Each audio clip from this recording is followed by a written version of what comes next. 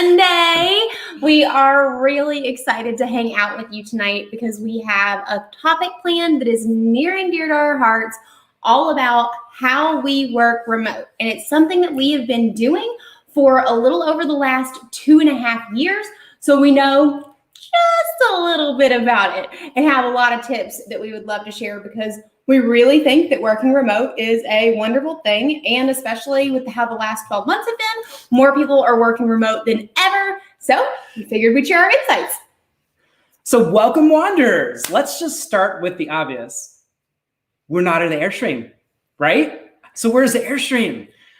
Well, occasionally we have to travel for work, and we were thinking to ourselves, what do we do with Airstream while we're gone? Well, turns out we had just dropped a trip in Sedona and we were boondocking the entire time. And we met this lovely couple. They're in their 70s and they boondock approximately 90% of the time.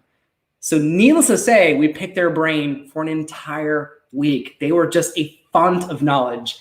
And one of the things they recommended that we do to our Airstream right away was install a couple of soft starts.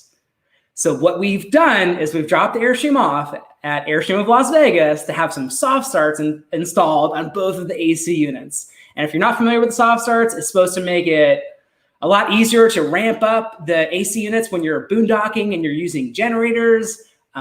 So we're super excited about those things. And welcome, crew. Hi, Brian, Bill. It's great to have y'all here tonight. Minerva, hello. We're happy to see you too. And hey, Trevor, it's good to see you as well. Fly 4202, you made it. That's awesome. Thanks for joining us. Hi, Melvin. We love Georgia. Georgia's a fun state. And y'all talk more like me than y'all do now. Brian, how's that mole going? Okay, well, we are here this week for work. So work or business the front, and then I've got like the beast tamed in the back. So yes, it's party in the rear. So it's still there, but I had to tame it this week because we've got some work stuff. I don't know if they're ready for the mullet. So like Daniel mentioned, we thought it was wonderful. We were able to call up Airstream of Las Vegas, which is where we were, and they were able to take the Airstream for the week. They know that we are traveling. Obviously, we let them know that, but they're excited about putting those soft starts in for us, and we're pumped about not doing what we've done sometimes in the past when we've had to leave the Airstream, like leave her in a campground where we continue to have a nightly rate. But there are also a lot of other options. If you do live full-time in your RV, Daniel did quite a bit of research on what you can do if you need to travel for work like we did this week. So Dee, you want to tell us a little bit about that? One of the things that we've always been passionate about is staying at local campgrounds. And one of the things that we've done in the past is we've just gone to the owner and we just negotiated a rate. I mean, they want your business if they have some space or if they have a place to just store your RV off to the side. Sometimes even the campgrounds have like storage lots. So the first step for us would always be to just talk to the owners of the campgrounds and try to negotiate something. It's not always the cheapest option, but at least you're giving back to the local economy, and you just never know. Secondly, there are storage facilities, and there are a plethora of storage facilities, right? So you've got your outdoor facilities that have no coverage. You have your indoor facilities that have coverage. You have outdoor facilities that have coverage, and all of the things in between. A couple of them come with dump stations, and a couple of them have, or some of them will have controlled air conditioning or air temperature controls. So that is always an option. With the average rate for storage units coming in at approximately the US average, it's coming in at around $130 a month. And we consider campgrounds can run anywhere between 30 and 60 a night, and sometimes even higher. 130 is not too bad. Another really cool thing that we found is that there's a company called neighbor.com where it's kind of like the Airbnb of storage.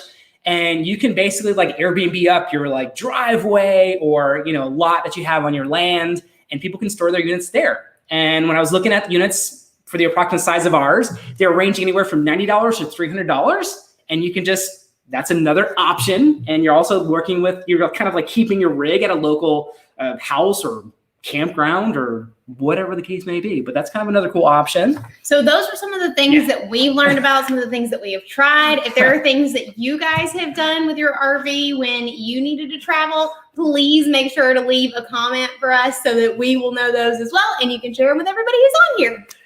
Bill Utah, thank you so much. Yes, so the soft starts it makes it easier on the compressor. and an air conditioner, which is one of the main reasons why this couple recommended that. That's one of the first things that we do. And we'll talk more about maybe some boondocking stuff in a future episode. And of course, you get to see the episode where we boondocked in Sedona Next week. And I'm not saying we crushed it, but we crushed it. We did pretty good, especially considering we're always breaking something or doing something really wrong. We were really surprised that an extended boondocking trip went really well. It was beautiful. We definitely are going to be doing more of it. But let's see. So tonight we're talking all about what do we do for a living? How do we work remote on the road? And we want to answer any and all of you guys' questions about it. Because we get a lot of them, whether it's from our Instagram page on Wonder Local, or, here in the comments on Facebook or YouTube. So let's see. The very first question, the most common thing that most people ask us about is what do we actually do for work that allows us to live full time in an RV? Yeah. No, we've got to pay the bills. And we're not at a point where YouTube pays the bills. So we do have big kid jobs and we manage those jobs full time as well. So part of the reason that our passion for local business is so strong is because that's just it. We are local business owners ourselves. When I was in college, it was back when you had to have a college email address to be on Facebook. And I talked some little bars and restaurants and eventually, other small businesses into letting me run their social network marketing. And that included MySpace with all of the glitter profiles. So it was way back when. Very popular. But it really took off. I was actually planning on going to law school. I took my LSATs and the whole nine. But with my little social media marketing business working, I continued to do that and actually moved it to St. Petersburg, Florida. For people didn't know, I had started it in college. And that is where I had met Daniel. So Daniel's background and experience was in healthcare. When he was a kid, his mom worked at the hospital, and he would literally follow the doctors around carrying their their charts. Yeah, their charts. Yeah, I was 4 years old wandering the hospital hallways, and that's the only life I've ever known is really healthcare. So when I met Lauren, we decided she was so smart, especially with digital stuff, and I was so good at the analog stuff, which we know was kind of like a dying breed. And she taught me so much about digital space. I'm like, we should combine these superpowers. And that's what we did. We combined our superpowers and our passion, and we scaled it up over the course of, we were an overnight success. It only took us 10 years. So one of the things that happened to us and why we really started looking at how can we work remote. So we do have a team of employees and have for the last pretty much 10 years. We've had anywhere from just a couple to up to 30 at one point in time. The pandemic hit, and like we've talked about before, that was hard on our small business. So we're kind of getting back to a growth phase now, but not one way or the other. After about, 5 or 6 years of working the small business track, we were freaking exhausted. We had been working, crazy hours. A lot of people say, nonstop. You want to become your own boss only to have to work way more than you ever would have to with a 9-to-5 job. So one day Daniel put his foot down and he was like, okay, I can't do this anymore. We have to go on a vacation or I'm going to die. Yeah. And from there, basically what we did is we got married in Jamaica. So Jamaica has been a favorite place for us. I love Jamaica. And we just took a week off, went to Jamaica, totally unplugged, and everything fell apart back at the office because we had been supermanning all sorts of crazy stuff. So when we got back, we fixed it. But we fixed it in a smarter way that allowed us to actually leave again. We patched the holes up. So when we came back, we knew there were always going to be problems, and we just found a way to patch those holes up. And then over time, what we would do is we would extend our vacations. So instead of disappearing for a week, we'd disappear for 2 weeks, and then more crap would be broken. And people would be fighting and all the crazy stuff that happens with a small business, especially when it's family owned and you have a very small, tight-knit team, Yep. But over time, they learned to work without us. And up until the pandemic hit, we were pretty much on cruise control, probably working 20 hours a week. And then, of course, as everybody knows, that changed overnight pretty much. And we had to dive right back into the business and work like cray-cray. And that's what we've been doing ever since, while also simultaneously running this awesome YouTube channel that we love, that fuels our passion for small businesses. Absolutely. So that's what we do for work. So Daniel and I work full time for our agency still.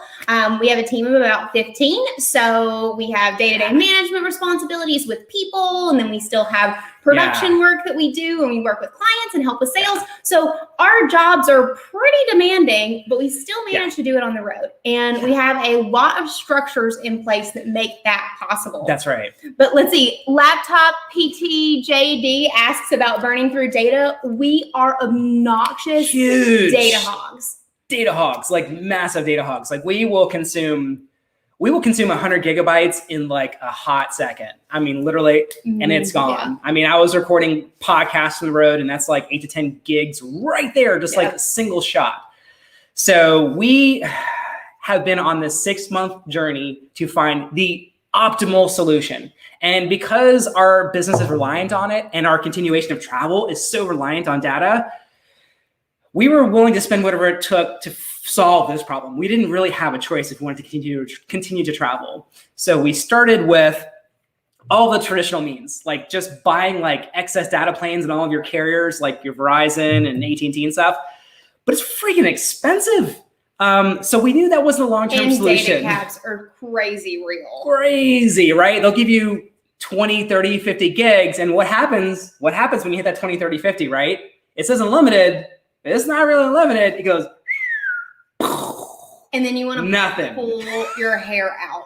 I have to say that is probably, even though we had such a huge learning curve to deal with, moving into the Airstream, never having RV before in our lives, the internet was the number one thing that we just like thought was going to kill us. We were calling it the struggle bus because we were on the struggle bus from day one with internet. I mean, we went through all of the phases. We bought like a extended antenna, and it was supposed to like be magnetic, but we have an aluminum Airstream, so it doesn't work. So we had to send that back. We've tried different routers. We tried different hotspots. Ultimately, we knew we had a couple of things to solve. We needed a truly unlimited plan where they weren't going to throttle it. Mm-hmm. And one day we were on YouTube and we heard of another couple that had this service. And we just flat out reached out to the owners of the company and said, hey, can you kind of talk to us a little bit about internet? And you're going to hear from this guy coming soon because we're going to shoot a dedicated video on absolutely everything that we have, all the tech and everything. But before we found them, we looked at a couple of other options. And John, you mentioned Nomad Internet, and I actually reached out directly to them, but found that their customer service was painful. And not only was it really painful, it was going to take them almost 2 weeks to get us an internet box. And I ordered it and everything, just because I was just going to try anything and everything that we could do to fix it. And that's when we found the YouTube video that Daniel mentioned, that it was another couple, and we called this company, which is called Bix Wireless, at the same time, and they were able to get us a SIM card that was an AT&T 24 hours. So we just 24 hours canceled the Nomad Internet piece, which actually wasn't as hard as I expected it to be, since it was kind of difficult to figure out what we needed from them. But that was taken care of quickly, so I was thankful for that. But in 24 hours, Bix Wireless had us a card, and we were able to put it into our router, and miraculously, a couple of setting changes on the router that we had purchased, and it was up and running. And the reason, we've talked about this a few weeks ago, the reason we did not mention Bix Wireless is for a couple of reasons. I'm going to call you out, Bix Wireless, even though you're dear friends of ours now, but you go to their website and you're thinking, this seems like a mom and pop shop. And it is. It's a small business in Tennessee. So it doesn't really always instill a lot of confidence when you come across sites that don't necessarily look like the Nomad Internet and things like that. They have a great website, right? But it's all about the product. And we talked to the owner for over an hour, and we wanted to test it and make sure it was bulletproof. And I'm here to tell you that we have bulletproofed the crap out of this network. I mean, literally, we must have uploaded. I'm uploading YouTube videos, and not like the videos huge to YouTube, files. All of the files that we shoot in order to create one video. So one 15 to 30 minute video can be anywhere between 400 and 600 different files. They're massive, and I'm actually uploading them from the Airstream now, which is amazing. Yeah, I mean, you have to think, we're shooting a lot in like 4K and 2.7K files with drones and GoPros, and they are huge files, right? So the fact that we've been uploading all this stuff for about a month now with no issues. And then you add on top of that, we're having video calls with clients day in and day out with no breaks in feed.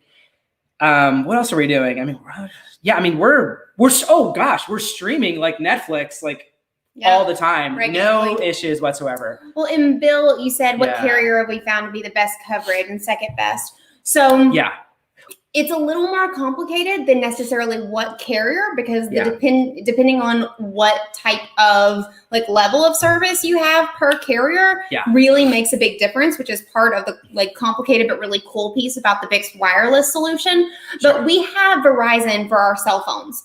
And we have found that has been pretty successful with coverage. For sure. So we use hotspots for there as a backup now for our Bix wireless AT&T solution. But even though Verizon technically has the best coverage across the U.S., according to whatever you want to read, our AT&T data card through Bix, because of the priority it has on towers, actually gets better internet coverage for us in places where we've seen we haven't even had Verizon service. So that's been really interesting and something that we didn't really expect, but obviously that we love. Anytime we can have internet in the middle of nowhere is a huge freaking win. But then Scott, you also asked, what's the name of the company? So the name of the company is Bix Wireless, B-I-X Wireless. They have Verizon and AT&T solutions, and I think they may have one other carrier as well. And they'll just talk you through like what are the things that you're using, how do you need it, what kind of data? Because obviously our unlimited plan, where we're probably uploading a terabyte or more a month, it's probably crazy. Is crazy overkill for what most people probably need. I think they have some of the plans starting at 500 gigs, and for most of you, that's like that. Even that's overkill. 500 gigs a month, and that's like the starter plan. They negotiate with the carriers, so you don't have to worry about any of that stuff. If you go straight to a carrier, you're just going to get screwed. I mean, honestly, like, because we tried to go into all the carriers. We went to AT&T stores and all the other stores, and it totally sucked, and we just found ourselves frustrated time and time again. Well, and also I will note, if you've ever tried to talk to a carrier directly, like going into a Verizon store or an AT&T store to tell them what you're doing and asking how they can help, they're typically pretty clueless because it's just not a super common thing. So if you are going to try to go directly through the carriers, I would suggest just calling instead of trying to go into the stores, because the stores really, really don't know how they can help you. Because when we first did that, we went into a Verizon store. I don't remember where we were. I think we were somewhere in Texas.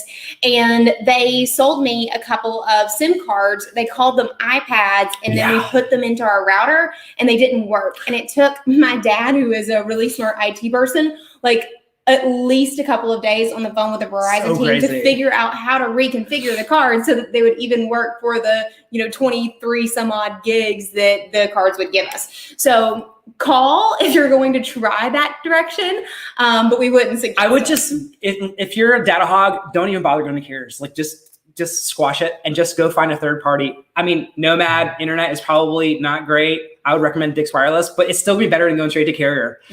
We have a router that has like a multi-SIM card setup. So we have AT&T and Verizon. Verizon's kind of like the emergency backup. And then it also has 2 Wi-Fi antennas. So I will add the campground internet, and sometimes there's like 2 of those even. So I'll add them as like redundancy. So if one fails, it just kind of rolls over to the other. And that's how we continually stay online. And it has been a game changer, honestly. Minerva says a really good point. So you're right. A lot of people's businesses won't be nearly as data heavy as ours are. That's true.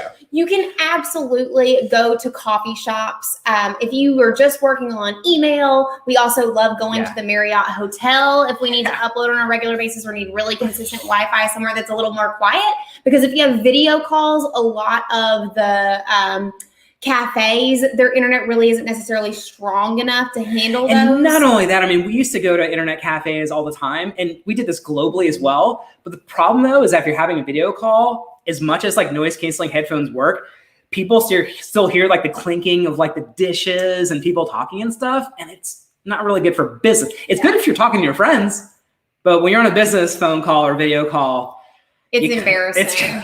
It's really embarrassing.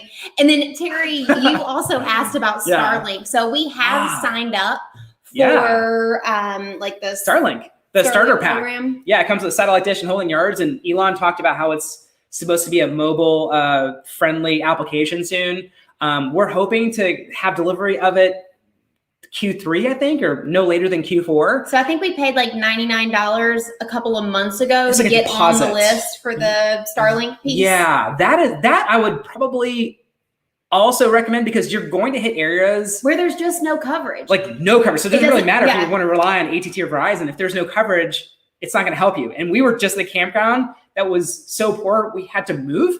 No, it was actually that? at the alpaca farm. So when if you guys haven't seen our video from today, we did a long travel trip from New Mexico to Arizona.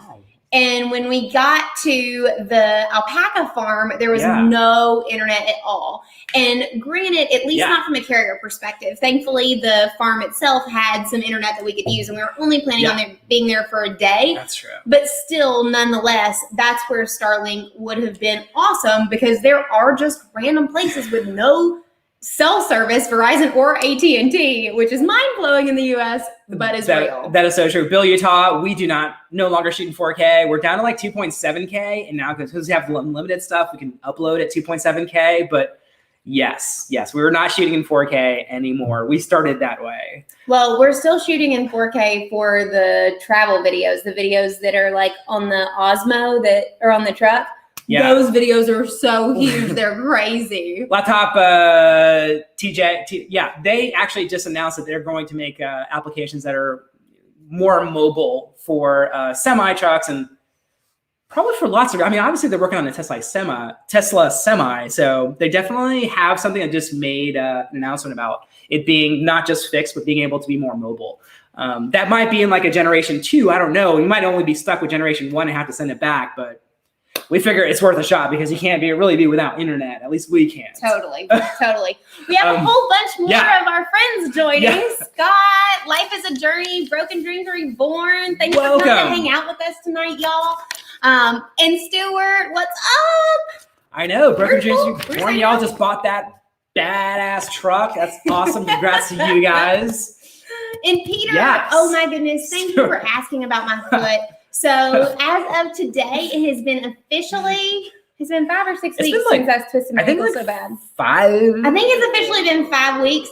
It's almost unswollen. I can actually see my ankle bone again, which is a really, really big win, because it was about the size of a softball for a solid 4 weeks. So I'm walking good. I'm making sure to keep my brace on, and hopefully in the next couple weeks, I'll be able to start like working out and running and all those good things again without the terrifying thought of spraining it again, because that was not fun. We gotta get our hike on again, right?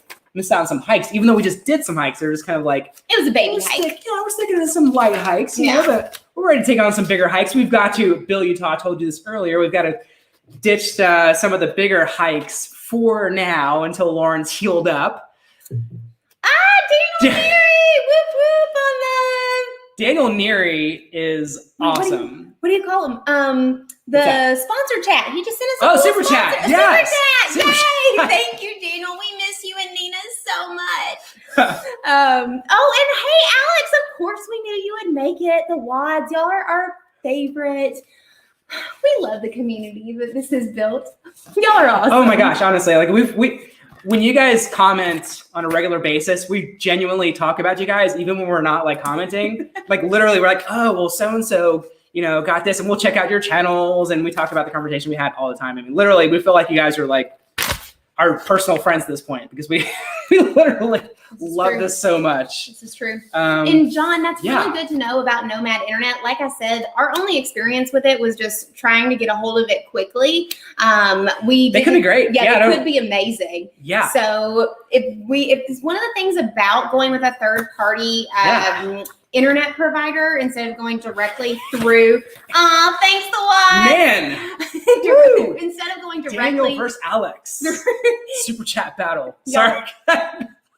Instead of going directly through a carrier, what can happen is the contracts with those third parties can fall through. And that's something that Bix Wireless talked to us about. They said it doesn't happen very often, but when it does, what they basically do is they just pause your service, fix the contract, and then you're up and running again. They said usually the downtime is no more than like 48 hours, but it is a reality when you're not going directly through a through like a carrier. So if we ever have an issue where we cannot get things back up and running quickly, we'll be on the search for more internet because we simply can't work on the road without it. It's so true. I mean, it's not like we're loyal to any one brand. Like we're not being paid by anybody. We tried them all.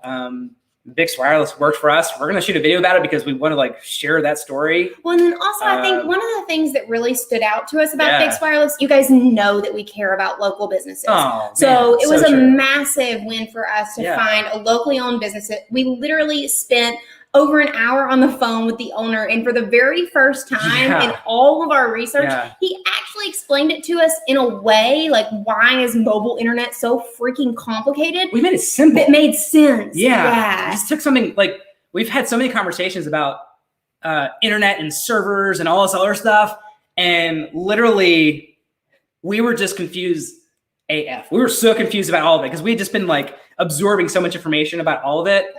Internet, working on the road, all stuff, that we were just overwhelmed. And when we talked to him, he was like, here's like ABC, what you need. There's different types of modems and routers, all this other stuff. And here's what like the essential stuff. And well, he helped us. He even answered my dumb questions. Like, I'm like, okay, well, since you're making this so easy, can you tell me what is the difference between a modem and a router? Like, why? Why are we using all this complicated verbiage? Yeah, he just dumbed down. And he helped us understand all of it, which was really, really wonderful because it had seemed so crazy complicated. And it honestly really is. Not the same setup works for every single person. Yeah. Or even, couple of people.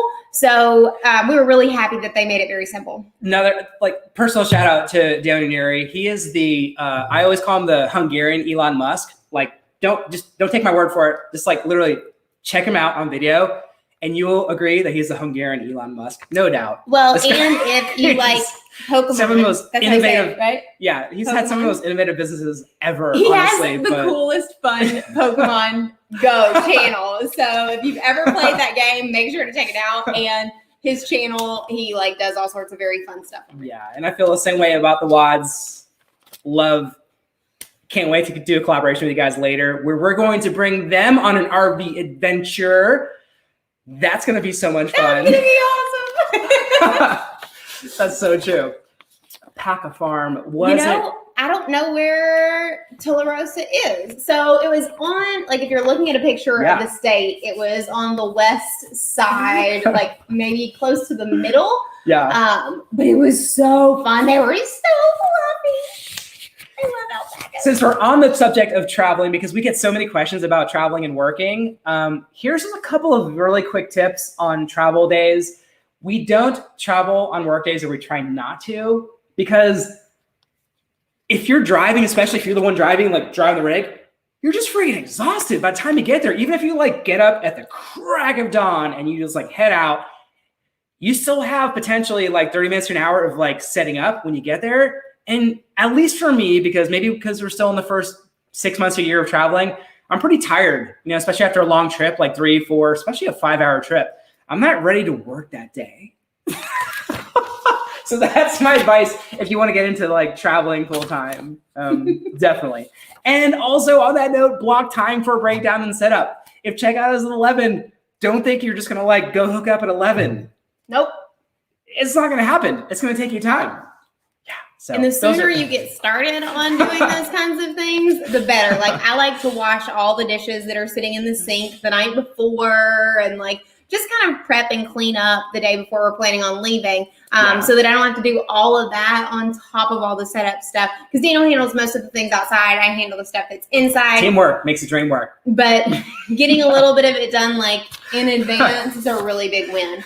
But real quick before we dig into more of those tips, Peter asks, he says he knows we're early in our journey, but do we think that Airstream was the right choice, or have we found that we should choose something different? Okay, what? Scott. Oh, you win. Okay, you guys, you're killing us. How are we supposed to play this game? Okay, so hold on just a second, Peter. I promise we'll come back to your question. Scott Bode asked, here's a beer on me, finally getting to pick up my new Daniel, 33 Neri, and Alex. That is so awesome. 33-foot classic. Oh, Scott, we're man. So excited. I want to know all about the bathroom. You have to shoot us a message on Instagram. I'm so jealous. I want pictures. She loves that bathroom in the 33, like obsessed with the bathroom in 33, to where we were like on the fence with that one. So definitely, if you can, like send us pictures and ask us any questions about it. Terry, are we gambling now? Apparently we are. We're playing a game, which is appropriate because our Airstream is stuck in Las Vegas. And that's probably going to cost us some serious money when we go back because I really like roulette. So gambling is good. But okay, but before we keep going, I do want us to answer Peter's question because I think it's a good one about Airstream. About the Airstream? Okay. What's your take on it? So I think that there's no perfect RV. It's kind of like, is there a perfect house? They're all going to have like little things that don't necessarily. Yeah, all of them. Is there a perfect car? No, probably not. Here are the biggest things that we love about our Airstream. First is the practical part. Compared to a majority of other RVs, the investment we made in our Airstream is likely to stay intact longer than it would with a lot of resale value was a consideration. And the fact that most of the Airstreams are still on the road, like, I mean, it's common to see it. Yeah, I mean, it's common to hit a campground and we'll see an Airstream that was built in the 70s. And it just looks awesome. And sometimes they like redo the interiors and they polish the exteriors. And we're like, dang, that's a sexy Airstream, right? Yeah. The same can't be said about every manufacturer. Like if you see a 80-year-old or not 80-year-old, I mean, really there are 80-year-old Airstreams now, but I've never seen an 80-year-old non-Airstream. Right. You're going to look like Cousin Eddie from National Lampoon's Vacation, Christmas Vacation, like pulling up in your RV. Like I've no disrespect whatsoever, but they might not hold up over time, you know? So you're probably going to have to change them out maybe a little more often. On the pro side, it's cheaper than an Airstream, so you can change it out potentially more often than you need to. And that's cool too. Well, and another thing that we've talked about on some of these lives is like we love our 30-foot Classic. If we could get the same tech in a smaller unit, we probably would have knowing what we know now, just because that's, even though it's 250 square feet, which is really unfathomable for a lot of people to live in, it's still kind of a lot for me and Daniel. We could probably do with less. But that being said, one of the things that we talked about on the lives is Daniel is 44. I'm 32. We're not getting 44. Any younger as far as it comes to like having kids. So we expect that we'll probably have our first child in our RV. Fingers crossed, you know, all things going the way we hope. And if that is the case, once they get to a certain size, or if we decide to have a second one, our 30-foot Classic will probably get real small real fast. So do we think we will always stay in an Airstream? Probably not. Can we imagine ourselves in a larger fifth wheel or like a Class A or something? Class A? It's hard to say. It's hard to say. Honestly, we just don't know enough about them. If I'm being 100% honest, because they're still so new to this. Laptop JD, you're getting your 21. When is That's Terry. Oh, wait. This weekend. Oh, man. Yes. That's so awesome. That's so awesome. It's so exciting picking up the Airstream. Man, let's see what. Okay, we're behind on the comments. Let us read them real quick. 1984 Excella at 31 foot. Is that the one with the blue stripe on it? Because we have seen those. And those look cool too. Let's see, Brian. COVID buying spree. Yeah, I mean, honestly, the RV market is so hot right now, honestly. If you go to a dealership right now, it doesn't really matter which manufacturer you go to. I think they're pretty much just like flying off the lots. We know when we went to the Airstream dealerships here that none of them were for sale. They were all in Austin. In Austin. Yeah, we were in Buda, Texas at their dealership, and those were all sold already too. I think there's 3 months plus like backlog. It's a wow. And it's probably like that across most of the industry because, well, RVing is awesome. And honestly, if I'm being 100% honest with you, if it weren't for the pandemic, we probably never would have RV'd, but now we can't imagine not RVing. Yeah. Honestly, it's become such an amazing fun. part. I mean, I think anybody who has RV'd, whether it be on the weekend or full time, like there's something really special about getting to see so many different places, but still taking like a piece of your home with you. Yeah. Because that's really different compared to what the kind of traveling we were doing pre-Airstream. And we just really freaking love it.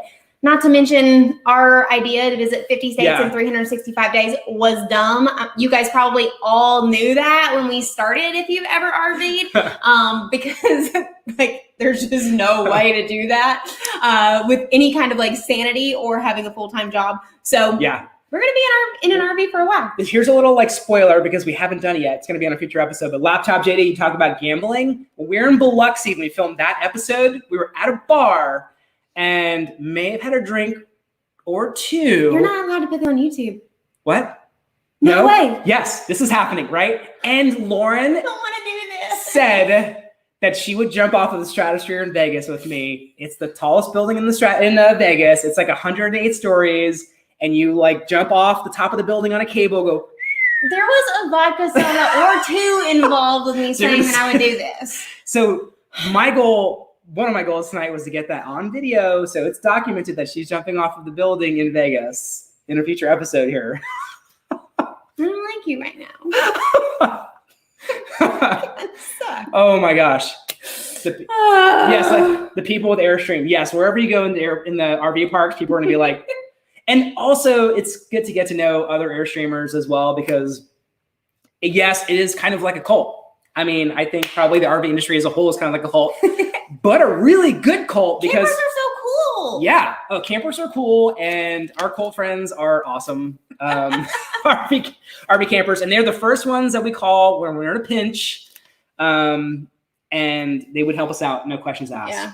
Well, yeah. John, that's a really, really good point. So he mentioned about one of the things that we've mentioned is one of the reasons we picked our 30-foot classic was because we had read that in national parks, they don't often let RVs that are over 30 feet. But recently, from some of our boondocking friends that we have met, apparently it is like 33. So you can kind of sneak in. And one of the things I will say is that nobody's ever asked us, nobody's ever come out and measured our RV. No. Honestly, you can't tell difference from afar. People are like, is that 40 feet or the 30 or the what is that? And we're like, yeah. Nobody's coming out there. You're probably right, John. That probably isn't as relevant as we thought it was. But we still love our 30-foot classic because even compared to the 33, it does have more windows, and that's probably our number one favorite thing about our Airstream. It's just got so many windows. You feel like you're outside even when you're inside, which is kind of a good segue back into our work remote thing, because one of the things that we've realized in working remote and in the RV is that you kind of have to plan for your work remote calls to be indoors. And that's not 100% the case, but especially, you guys know we are a magnet for inclement weather. So if you have a significant other, by the Weather Channel. That's probably true. Right, they should sponsor our travels. If you have a significant other that is also working remote and you have multiple calls, or you have kids who are doing remote work, it's not real convenient being in a small space like what we're in to have those calls at the same time. So true. So we thought we could originally do it out, somebody do it inside, somebody do it outside. When we get in a serious pickle, Daniel will go sit in the truck and I'll work in the Airstream just for convenience sake. But going outside, we had a call where we tried to take them in Sedona and one was outside and the wind was so bad that people literally couldn't hear us on their call. They were like, we love you guys and we're glad that you have awesome personal life, but we can't hear you. And we're like, oh. Yeah, that's really embarrassing. I mean, that's really the most important tip when it comes to both of you working remotely. You need to have access to each other's schedules so you don't overlap. And you should really know when there's a video or phone call so that you don't overlap. But anything else is no problem whatsoever. But we've been in a situation where it was storming outside and Lauren's like, are you going to go outside and take that call? Hell no, I'm not going to go outside and take that call. I'm going to reschedule that call. So that's how it goes sometimes when you're both in the Airstream and it's storming outside and you both have a call. So coordinate your schedules. Yeah. That would be good. That's really important. And Peter, good point. Alcohol and bad decisions don't stop at college. Apparently, I'm going to be jumping off of a building thanks to vodka soda. Jumping off the building. Too many. I'm really unhappy about that. Y'all say a prayer for me because that's going to be next week because that's where we're flying back to. We're headed back to Vegas. We're really actually pretty excited about going back to Vegas because what we're going to be doing is showing you a different, more local side of Vegas. Because obviously, I don't know about you guys, but when I think Vegas, I think the casinos and the shows and the whole nine. And there's nothing really particularly local about all of that. So we're teaming up with some of our friends who actually live in Vegas to help us show a more local side. So it should be really fun. Exactly. I mean, there's always the casinos there if you want to just go and toss a bunch of money out the window, or you can take it off strip and visit some of the local spots and invest in the local community. I mean, that's, your choice. It's cool. No judgment. I'm just kidding. Gambling is fun. We're apparently gambling with our lives when we're jumping off a building, and that's cool too. What do you do? Tiny weather. We talked about that. Oh, Bill says he has run into some parks where 26 feet is the max. Okay, then we would be out of those parks as well. One of the things that Daniel and I, when I say Daniel and I really mean me, is that when we've run into some really cool places. There was this amazing spa, like camping retreat in Austin, Texas, that was all about like spirituality and like getting in touch with nature, but they didn't allow RVs. But they do allow tent camping. So if I could get some of you guys' backup on talking Daniel into being less scared of bugs for some tent camping, that would be really exciting. Listen, I'm going to be 100% honest with you. It was a straight up hippie camp, and we were just awesome. Potentially it could have been. It probably would have made for some good footage. I don't know if like technology is allowed on that hippie camp or whatever. But but the reality is that one of us has become accustomed to creature comforts, air conditioning, and internet. I'm not saying which one it is, but so Daniel is. I'm not ready for tent life. I'm sorry. Daniel is so much more high maintenance than I am. Hey, listen, I'm not ready for tent life. Which is really funny, all things considered, because I think looking at us, you would think it would be me. Hey, but I will be the first one to jump off of a building. Like I'll do a triple backflip off the building. So, we have there's pros and cons. Oh my goodness, Stuart. I'm stealing that. Stuart says when there's wind on the back of his call, he tells people he's skydiving. That is genius. I'm so good at it. Oh my gosh, I love that. I'm totally going to drop that over the next week. That is awesome. Yeah. Real. Yeah, that happens a lot. Let's see here. We've got a couple of pro tips here for working abroad. Ergonomics is key. When you're at your desk in your office, you can adjust your chair and your desk and all of those things. But when you're in an RV, not always the case. So our kitchen table goes up and down. We'll adjust it. Not all Airstreams do. Not all tables do. So they make like risers for your laptop and things like that. Do that because you don't want to have like neck pain from looking straight down at your tablet and all of that stuff. And especially if you're working long hours, just invest in something that's like more ergonomically friendly for working out of the RV. That's a pretty good tip. Agreed, wholeheartedly. Yeah. And that's not even really internationally. That's just in working general. Remote in general. Like whether you're in an RV, whether you're traveling and staying in hotels, like we've got a lot of our team at the Symphony Agency, which is our company. They're going over to Europe now, thankfully, that they've got their vaccinations, and they're going to be working remote from Europe. So it's important that you're paying attention when you create whatever workspace that is, that it, is treating your body well. One of the things that we think was really, really tempting when we first started working remote is to work in bed. I mean, it's tempting. Anybody on this call it's comfortable. Ever not worked in your PJs post-pandemic, I don't believe you. And working in your PJs is awesome, and we actually do that still in the Airstream. And I'm just going to say that pants are not required for Zoom calls. I mean, I'm not saying I'm wearing pants all the time on a Zoom call. It is what it is. I mean, sometimes you're in an RV and you just don't want to put on pants, and that's cool. And there are definitely times where when we're in our small space in our Airstream, that I will angle my computer at a specific angle so that if Daniel is not wearing pants, whoever is on my call is not going to see that as he walks down the aisle, because that is a real thing. But from a standpoint of working from bed in your PJs, it's really not good for your back or neck. So try not to do it. And you want to create some separation too between work and travel, right? So one of the things that we do is we keep all of our work in life, not even work and travel. Work in life. Yeah. One of the things we do is that we keep our work stuff put away. We put it away at the end of every work day. We keep it under our seats in the dining area. Mm-hmm. So we just fold up our laptops and everything else, and we just literally it's like punching out at work. We put all of our stuff away, and I think it's important. If you leave all of your work stuff out, you're always tempted to just like walk over and like, oh, I wonder if I got an email or Did that whatever. person send me something back? Yeah, just don't do it. Just eliminate that temptation and put away all of your work stuff at the end of the day. It'll make you and your partner happier. It's important for you to live your life and not overwork, because when you are working remotely, it's so much easier to work way more than you do when you're going into an office, say 9 to 5 or whatever normal hours are.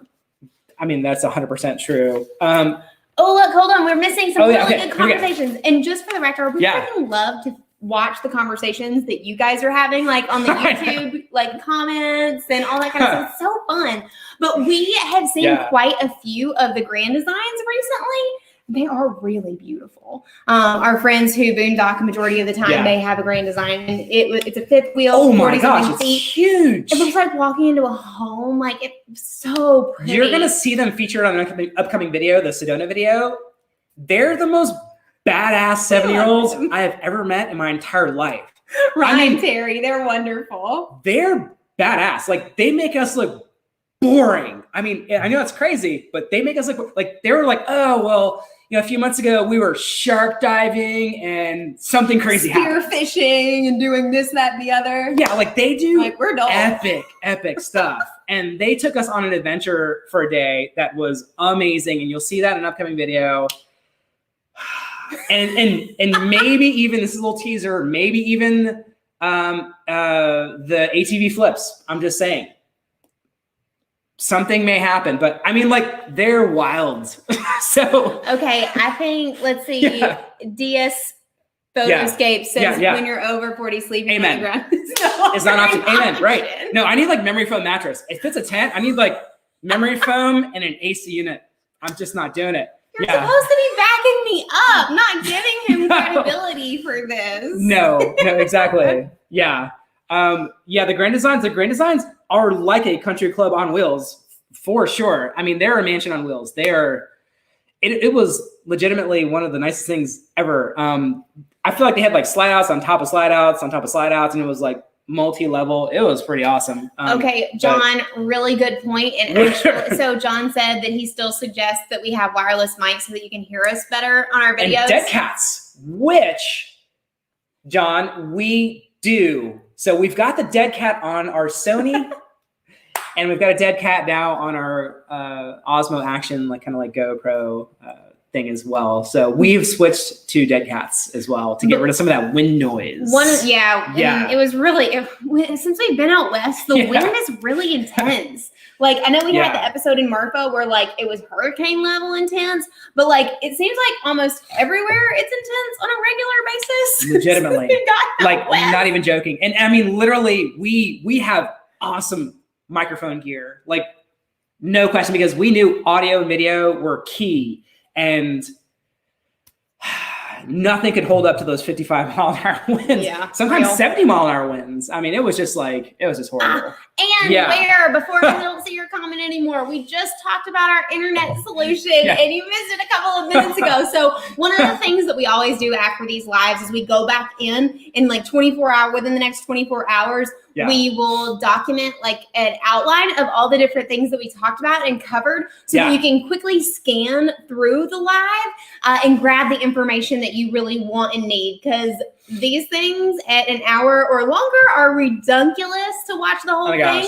So we're going to make sure that you can go back and look at that easily. But the high level on our internet is that we found a really cool solution. We've been testing it out for the last 30 days. We have a PetBlade router, and we are using Bix Wireless, BIX Wireless, with their unlimited AT&T solution. It's been amazing and a total game changer for us. But go back.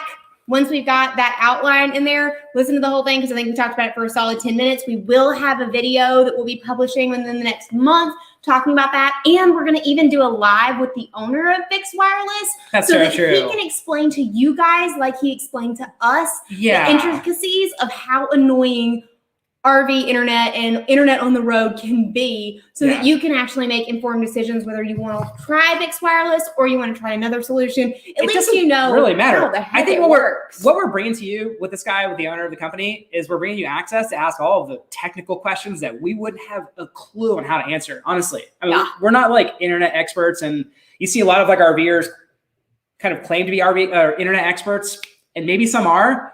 We're not. So we're going to bring you the expert. let you ask them a trillion questions, like literally come with all your questions queued up and just like drill them. So we'll give you plenty of advance notice when that happens. But it will be within the next 30 days or so. But Minerva asks a good question. How many weeks or months are behind are your videos? So typically they're about 30 days behind, but right now, because I hurt my ankle, they're pretty much like a real time. You're getting videos now are practically in real time. Yep. So when I hurt my ankle, I had to literally like sit up in the Airstream for 3 weeks in Santa Fe, tossed up with rest ice compression elevation. So that put us behind. So you guys are seeing a lot more real time. Our alpaca and petrified forest adventure was, I think, 2 weeks ago. Yeah, it wasn't long ago. They're a lot more real time. We're hoping to get a little bit further ahead because it is a little more stressful when we're this intensely close, because obviously we want to make sure we give you guys at least one video per week on our Sunday adventure video. And we want to even do more in the very near future. But that's where we're at right now. We're like basically real time. Peter, yes, Class A's. They're like on a different level. They have some crazy stuff in some of those Class A's that we've seen. Like literally, and somebody mentioned a Prevost. We stayed next to one not that long ago, and we Googled the exact model, and it was like $1.7 million or something like that. I mean, that's like way out of our range, but I imagine that thing is probably awesome inside. Well, it's probably just I think for us, it's like we still want to prescribe to a life of minimalism, which is how we started traveling and working full time anyway. So that seems really over the top for the level of life we want to live. Like we really have a strong belief that everything that you own owns a little part of you. So we like to own less versus more, and some of that is way more than we want. I mean, if they gave us one for free, then we didn't have to pay for it. So then we don't have a loan. So I mean, that's obviously Prevost, if you're listening and you want to throw us a $1.7 million RV. I mean, we're not going to turn it down. I mean, we might take it for like. I'm not going to turn it down. We could take it for like a month. It'd be fun to see what it was like. It would be interesting. That'd be way too much stuff. You're probably going to see us try some different types of camping just because we're just curious. I mean, we love the Airstream, but we're curious to tent camp. And yes, I may not have a memory foam mattress with me at the time, but I will get by. Jay and Bannon asked a good question. Yes, we did talk about this a little bit earlier, but similar to you is you have a software development job. Sure. We work in the marketing and technology space. So I started our company 10 years ago, and Daniel joined me very shortly after that. So we have our own job, like we have our own business, which means that we do have the ability to make our own rules. But that being said, if we don't make money, we can't continue traveling either. Oh my gosh, so true. So in a lot of ways, even though we're our own bosses, our clients are our boss because they put food on our table as well as our team members' tables. So from that standpoint, we do have a lot more flexibility than a normal job. But that being said, one of the things as a boss to, a team of 15, we have had a lot of conversations with our team. We used to have a 7,000 square foot office in downtown St. Petersburg pre-pandemic. And when everything went remote, we were remote for a little over 6 months. And at that point, we just talked to our team and said, hey guys, do you want to eventually come back when things, are in the clear? And I think that changed over time too. I think when the pandemic first started, when we asked people if they wanted to come back to the office, they were all craving interaction. So we miss each other. We're basically like a family. I mean, our company, these people are family to us. I mean, we would do anything for them. And at the beginning of the pandemic, probably 80% wanted to come back and 20% wanted to work remote. But as the pandemic kind of evolved, it turned into like 20% wanted to come back to work and 80% wanted to work remote. And I would probably estimate that it's probably 100% at this point. The things they probably miss at the office are like all the free food and snacks that we had to offer. The bar cart, ping pong. I mean, we had a very, very fun office environment, and of course, the dogs. People we miss our puppies. Our puppies used to all come to the office people together. Bring their dogs. That was very fun. Yeah. But long story short, what I'm telling you is that don't be afraid if you're working in a company where the culture is open and honest. Just go talk to your boss about it. In the That's world true. that we're Yeah. living in now, most people, it costs them more money for you to work in the office than it does remote. And if you've proven yourself as someone who is responsible and can get your work done remotely, even starting asking for, if you don't have a dedicated remote like block of time per month, asking them for that first is a good starting point so that you can prove yourself basically. And then eventually getting to the point where you could work remote, because we have developers on staff. They do work completely remotely. It works out great. So obviously it makes a difference for whatever company you're working for. But even if your company isn't willing to be, flexible with that kind of thing, there are probably a lot that are. So that's what I would say. I would say make sure you're talking to your boss about what you want. If it's a great quality culture, they're probably going to be open to it. If it's not, developers are in very high need now. It's just obvious. I mean, we know so many business owners, and we've talked to people who are running large healthcare organizations. Commercial real estate, maybe not so great right now. So you're going to see a lot more remote workforces across the country. And in turn, you're going to see a lot more remote workers. And in turn, you'll probably see a lot more workers that are working out of RVs like us. So there's definitely, if you don't see, there's already a wave of people that are moving into RVs and working remotely. I expect it to increase because we know a lot of companies that are starting to kind of like eliminate they're starting to cut down on the amount of space that they're planning for in the future. 100%. And admin teams are going to be working probably remotely for quite a few companies. John, when we get to Connecticut, we're just gonna have to do some tent camping, and that's just gonna have to be a video. I was not a Boy Scout, I was a Cub Scout. I got all the way to like Weeblos, Pack to do 7. So maybe I should have continued the Boy Scouts. Maybe it would have helped. I can tie some knots and do some things like that. But yes, tent camping is probably going to be a challenge for me, but we'll make it happen, John. He's really just afraid of bugs, which is the biggest thing. Well, I don't know which ones are poisonous and which ones are not. That's my excuse. I'm sticking to it. So the closest we have ever gone to tent camping was actually in Utah, when it was very close to after we sold all of our stuff and started traveling full time. And I was so excited about seeing Zion, which we're super pumped about going back there to RV there. But one of the things that you can do in Zion or just outside of Zion is stay in a Conestoga wagon. And it's glamping. It's not even real camping. It is classified as glamping. Cute. It has like a bit, the king size bed in that it's a wagon. Way bigger than our Airstream. And it's like a mini split air conditioning unit. It's like but it's like fancy. It's glamping. It's glamping. And one night in the middle of the night, Daniel wakes me up, turns on the light, freaking out, saying a bug fell on his face and he wanted to go to the Marriott.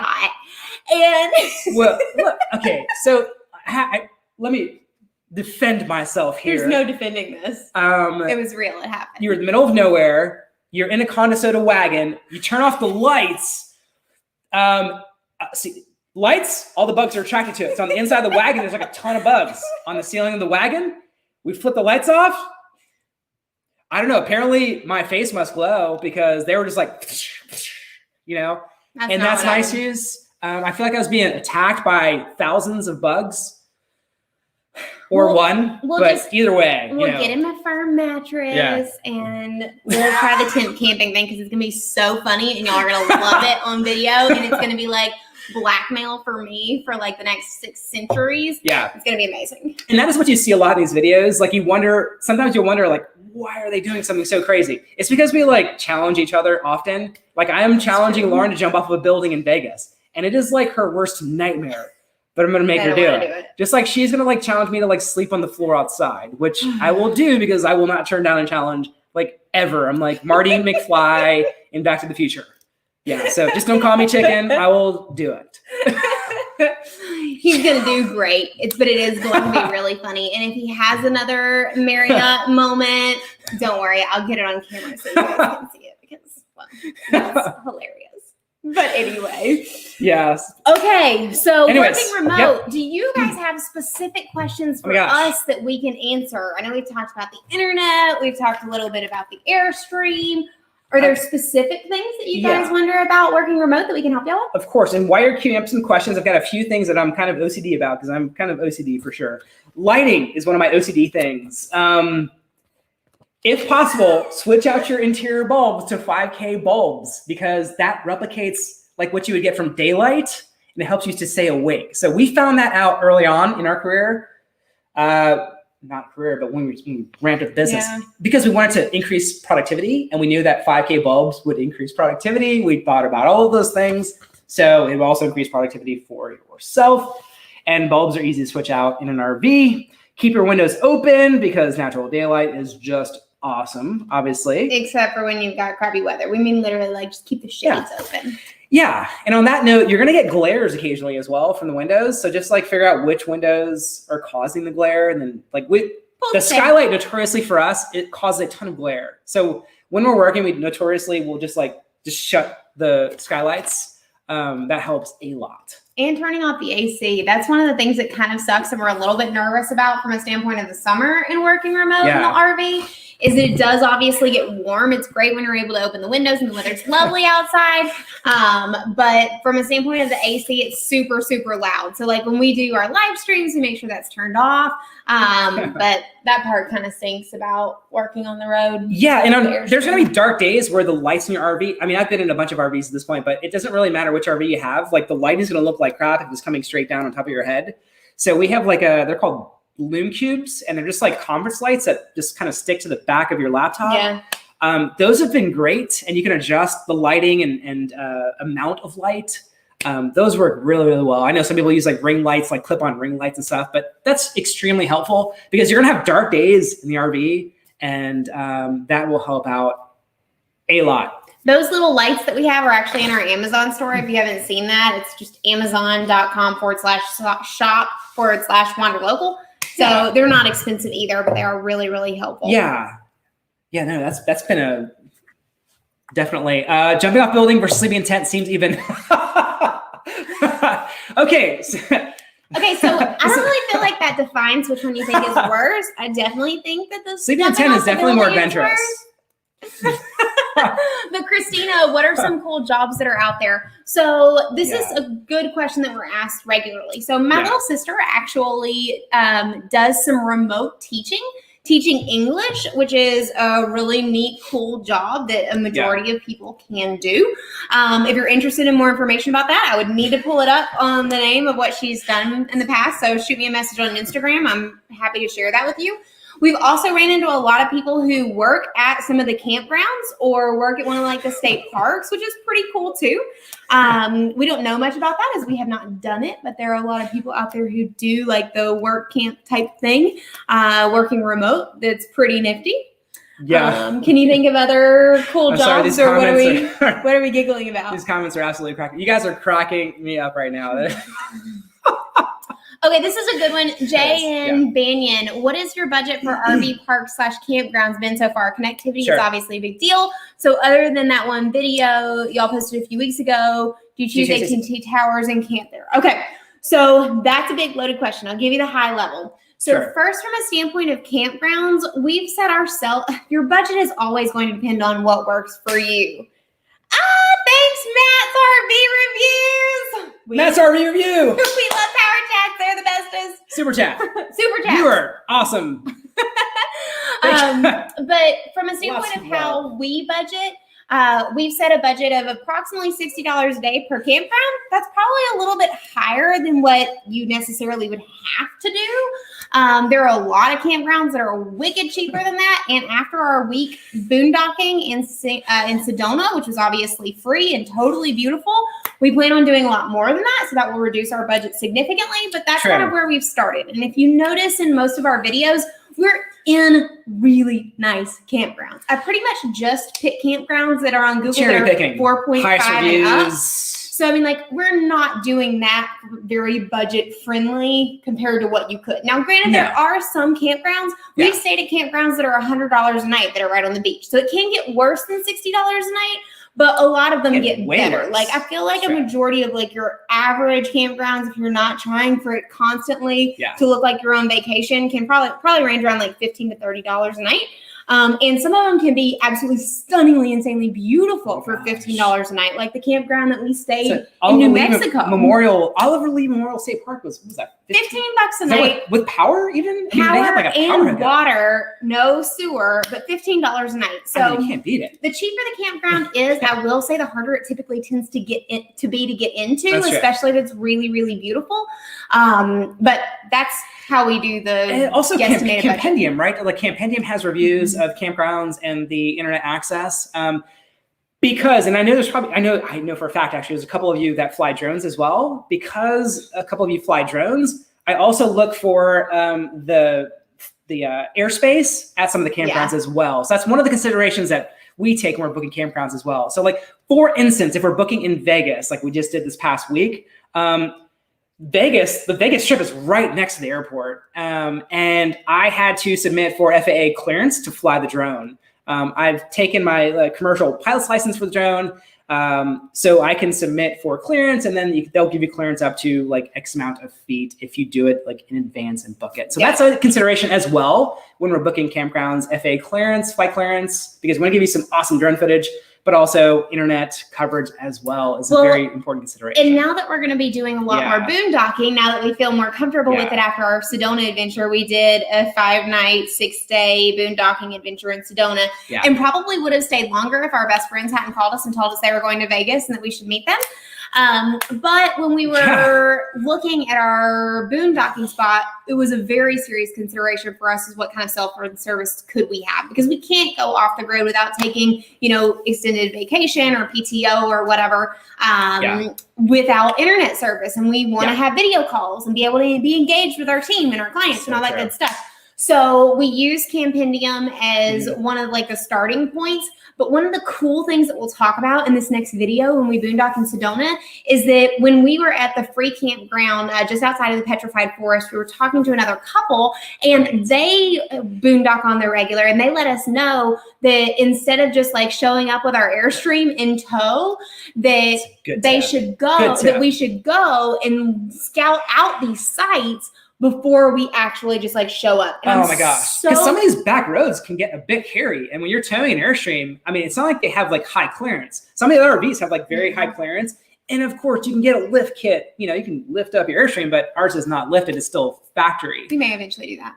We may, but I mean, considering where we went, I think we can get to a lot of spots. But it was so helpful because not only were we able to check from a clearance perspective, we were able to, when we found a place that we thought looked really cool, we just literally drove up, got out of our truck, and like introduced ourselves to people because we're those weird people. We just wanted to make sure that they were like cool people that we were going to be surrounding ourselves with for a week. It was one of our first real boondocking experiences that is like off grid, to where we thought, I mean, you have all these fears as a new RVer, especially if you've only lived in hotels. We thought we're going to pull up next to some like serial killers.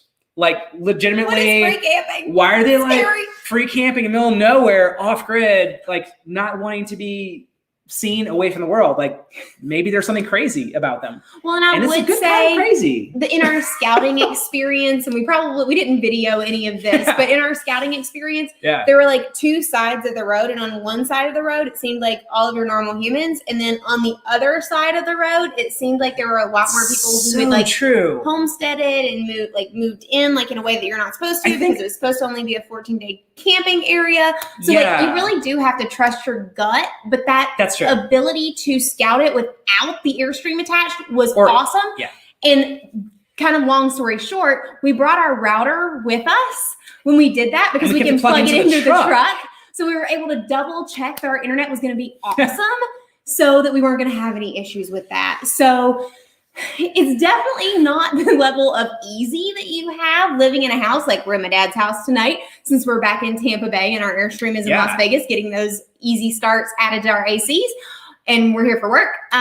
But it's totally doable. And I think that's the most important part. Yeah, I think you just have to trust your gut. I mean, we took our Airstream down a road that I never thought would have made. I mean, like literally like the hills and slopes, and it was like bumpy all the way, but it held up. And we saw some Grand Designs and a bunch of other RVs out there in that same spot.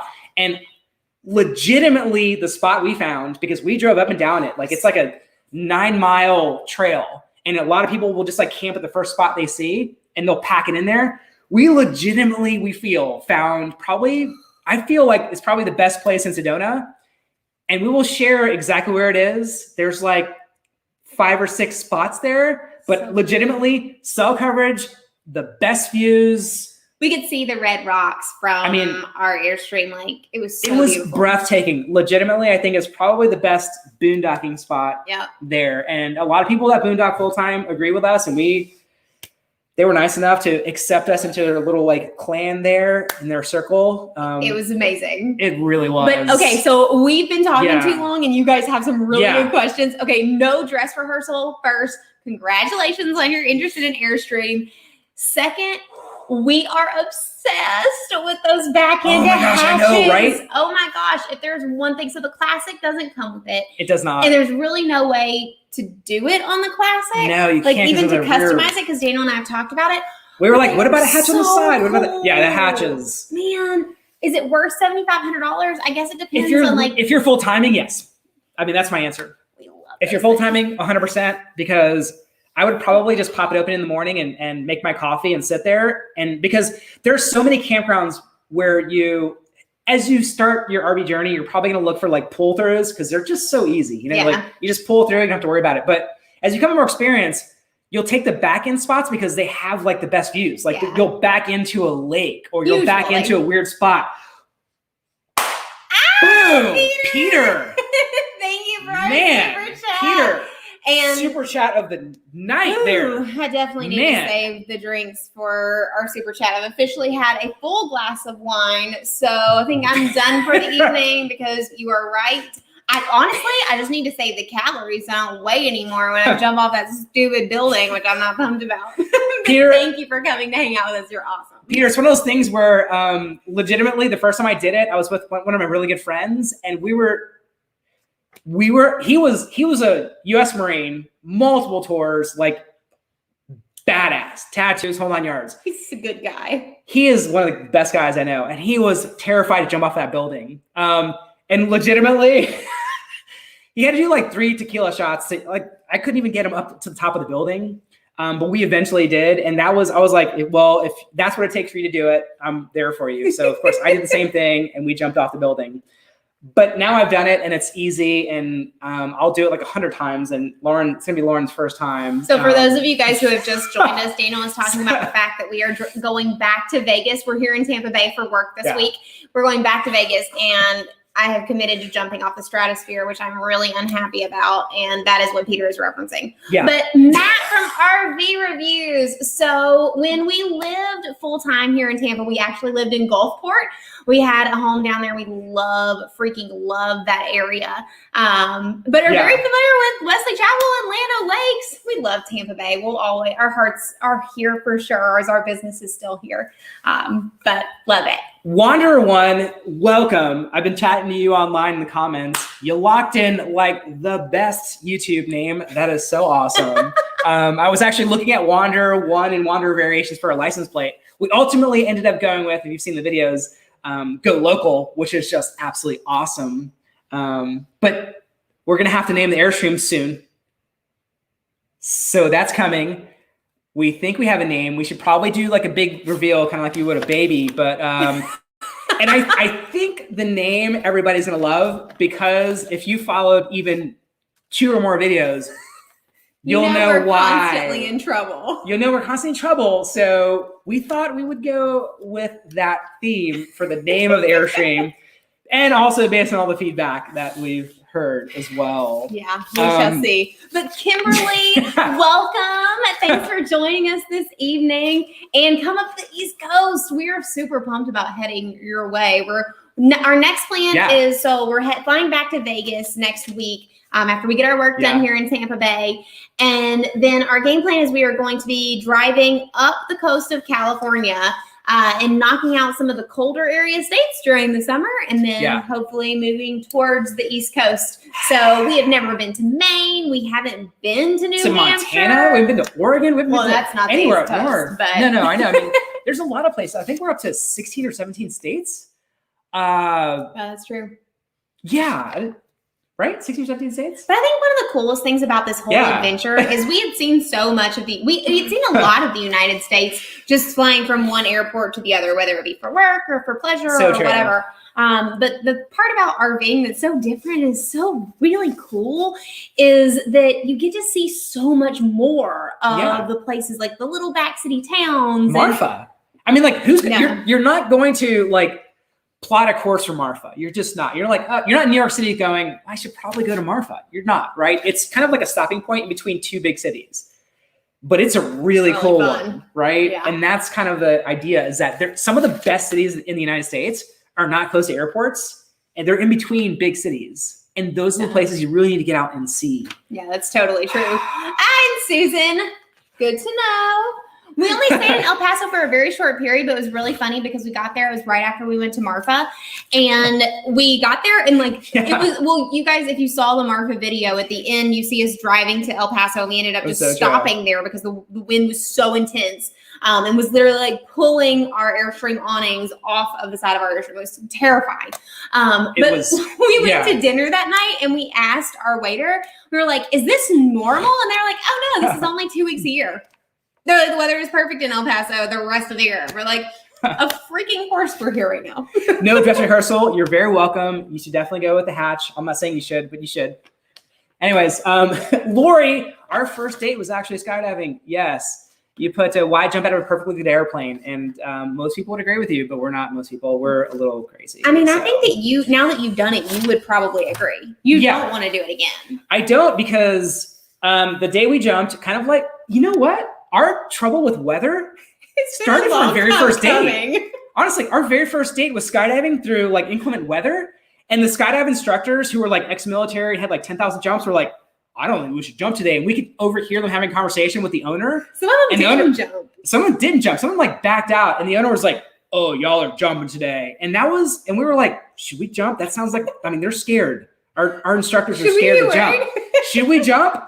And we were like, well, okay, let's do it. And we jumped, and literally like one of my friends like crash landed. His like half his body was bruised for weeks. And the best part about this story, which speaking of shovels, I'm really, really giving Daniel a hard time tonight.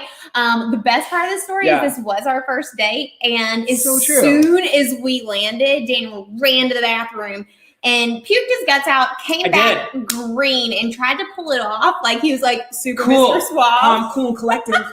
I was like, yeah, I'm cool. And I loved it, but I had like the premier instructor who had had like 500 million jumps. And so like poor Daniel like came in and like seriously spin mode. He was like, we're coming in too hot. I'm going to have to slow us down, which apparently in skydiving means spin really fast. And I am not like, I'm like, you need to slow down. He's like, we have to slow down. We're coming in too fast. And I'm like, that was not good. Yeah, pulling off being cool and like puking your guts out and being great on your first date is a thing. But overall, you did pretty good. I did. You recovered nicely. I recovered nicely. I was not the only one to throw up that day. I'm just throwing that out there. I'm making excuses, obviously. We do a lot of adventurous stuff. And here's a fun little thing. We listen. You guys comment all the time and give us recommendations, mostly because we do a lot of stupid stuff accidentally. And also at times because you want to recommend products. Boom. You guys recommended this product just recently because you were worried about us. So what this is a Garmin. It's called the Inreach Explorer Plus. But basically, it's a SOS call if you have no cell phone service and are in the middle of nowhere to ensure that they can come get you. And we are officially paying $20 a month now. Or something like that to ensure that they can come life flight us. So for those of you who are worried about you can get like a helicopter to come pick you up if you like hit this button, if you fall down the side of a mountain, apparently for like $20 a year, and you hit SOS and you're like, I need a helicopter of like falling down the side of a mountain, and they will send one for you. That's except for, this is the caveat here. I'm just going to throw this out there because we should be endorsed by Garmin, but we're not. You guys recommended this. Airlifts are not included in North Korea, the Democratic Republic of Congo, and other very highly hostile countries. So good news. Don't plan on that. We're staying in the U.S. at least for the next little bit, so we're solid there. So and true. As someone mentioned just a minute ago about Canada, we would love to explore there, and that counts. So I know the we're good. borders are still closed, I believe, which eliminates our ability to drive to Alaska. A lot of people have mentioned driving to Alaska. We're hoping to possibly do that Maybe. next summer, depending on pandemic stuff. Yeah. And if we get stuck, then we'll just resort to our Garmin Inreach But Explorer we Plus. do really, really love Canada. So for my 30th birthday, we went on an Alaskan cruise, which was very fun with some friends. And while we were on that Alaskan cruise, we met these really cool people from Canada, and they told us, oh my gosh, if you guys don't have to go home immediately, you should go to Whistler. And my birthday is in July, so it was the summer. Yes. And so as soon as we got off the boat, we literally took a car and we went up to Whistler and fell in love. And it's probably one of our favorite cities on the planet because there's so many outdoor fun things to do. I think it's one of those places where legitimately the best way to explain it is you can just walk around and just like snap like random pictures everywhere and they're all going to be awesome. Yeah.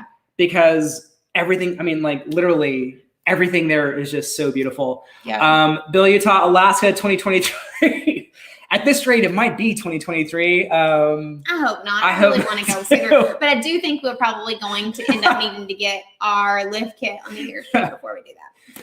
And Jane Banyan, yes, that is also something funny that everybody says. The plane is usually pretty shoddy, the one you take up to jump off. So that might be part of the psychology behind it. They take you up in a pretty crappy plane and you're like, I don't even want to stay on this plane. I don't think that's a thing. It's safer to just jump out of it. Like literally I feel safer with a parachute. Yeah, that is, I believe that. Well, in Minerva, like you said, we can't go to Alaska. You're just not allowed to do touristy stuff while crossing the Providence and British Columbia. Yeah. Okay.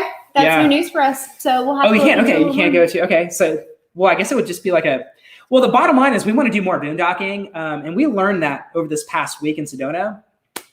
We have never been more interested in lithium batteries, like ever. Yeah. Because the generator, like I hate the noise. Oh my gosh, I hate. Well, like you're not gonna put a generator.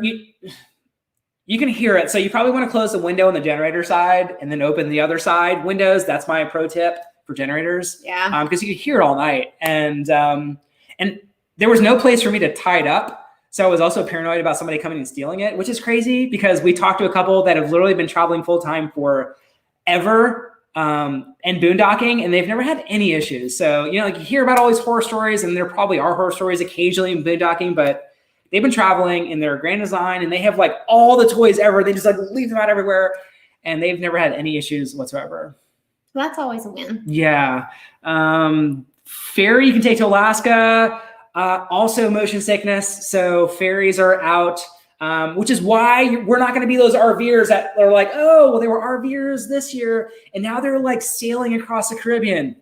It's just not going to be us. It's never going to happen. I wish. Yeah, if anything happens to Daniel, you may find me on a sailboat, but that's true. Yeah, we're hoping that obviously. If I fall off a cliff and this like life alert thing doesn't work, and Lauren never finds my body or hears my body, she'll probably be on a sailboat by herself sailing. What do you do? That's so true. Goodness, craziness. Okay, well, we have a couple of announcements here. We want to give you guys some These are quick some pretty cool updates stuff about things that are happening with us.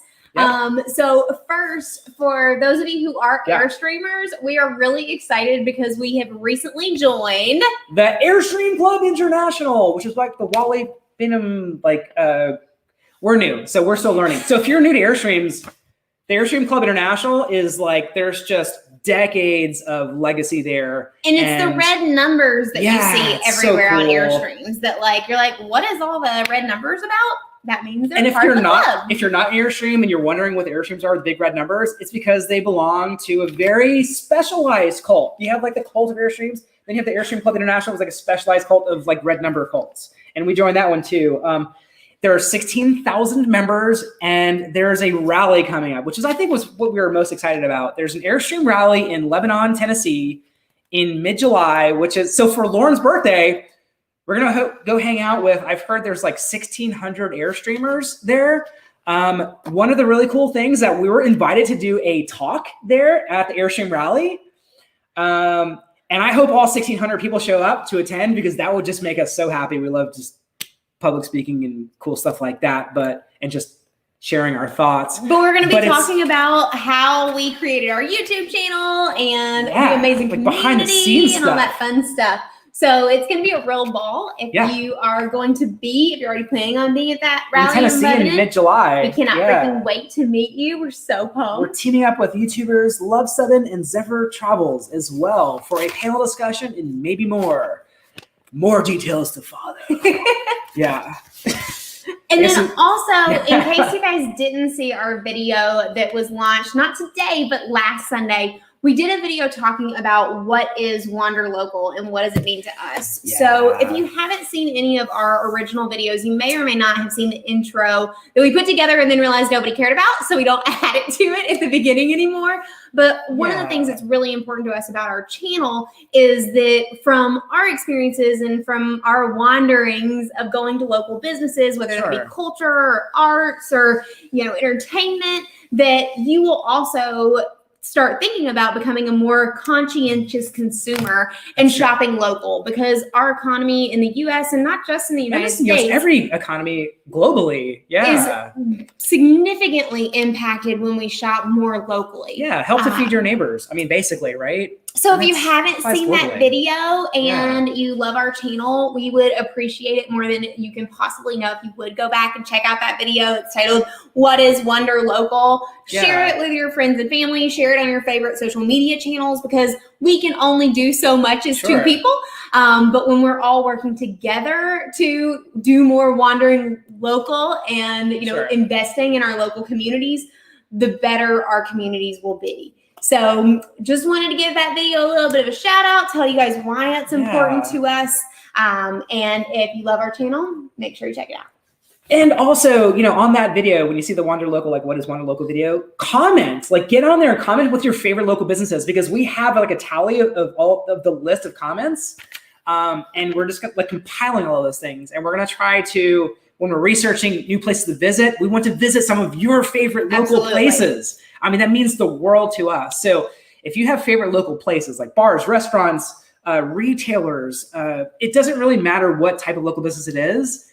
Just add it to the comment there, because we're compiling all of those comments into one cohesive comment.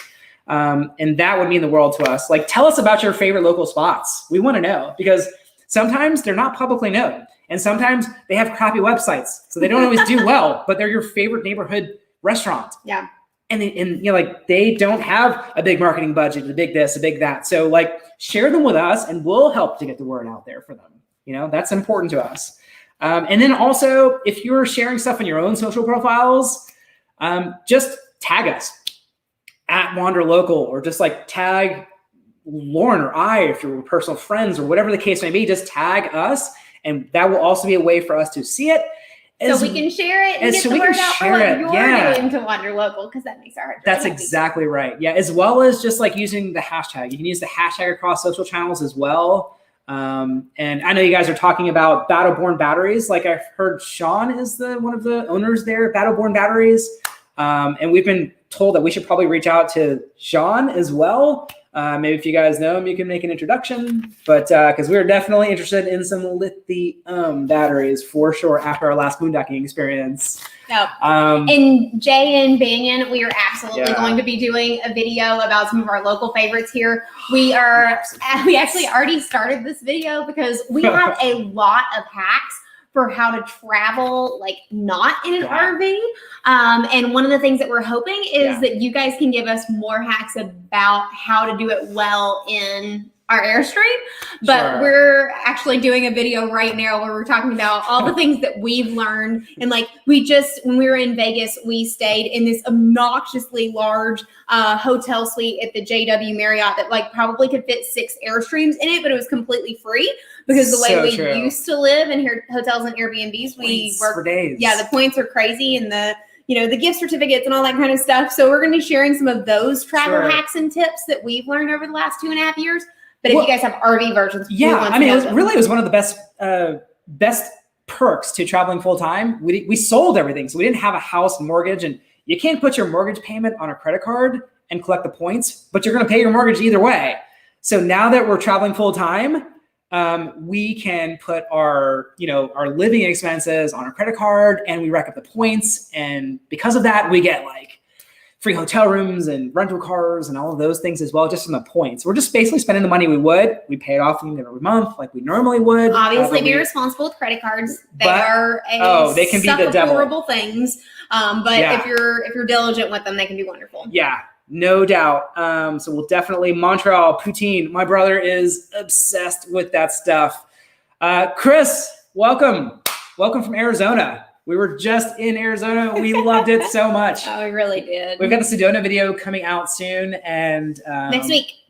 Is it next week? Yeah. Yep.